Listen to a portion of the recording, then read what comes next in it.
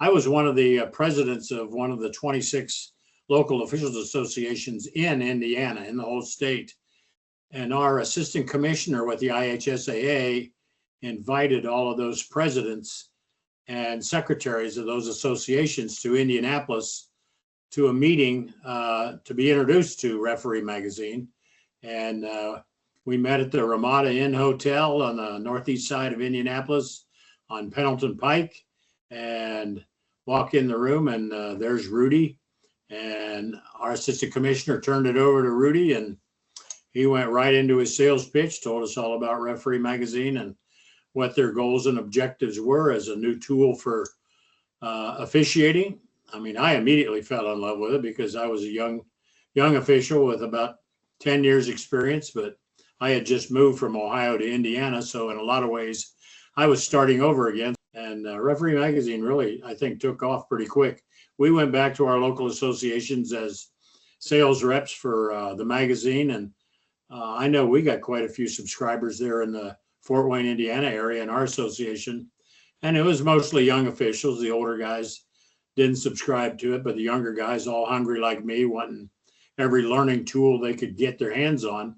I think there was a lot of great content in those early years, and to single one thing out, it really doesn't hit my mind, other than I thought, because we were getting nothing from the state office, and whatever we could get, we generated on our own. And Referee Magazine happened to be the tool that was generating discussions at your local association meetings. Well, and rightfully so. I mean, being a young salesman myself, and having learned all the tricks of the trade at a young age of how to be a salesman, that's exactly the way I saw Rudy. That initial visit was, here's a guy that's really trying to sell something. And it just happened to be relative to officiating, which was a double win for me. I liked the idea from the start. I didn't care whether, what the content was in it.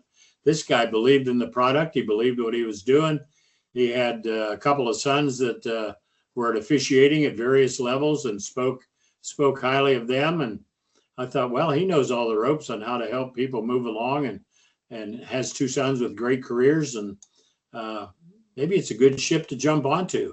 And that proved to be very true. But I just found Rudy as a very down-to-earth, fun-loving, didn't tell a lot of stories. He really sold his product, and rightfully so, because to this day, it turned out to be a great product, as you well know.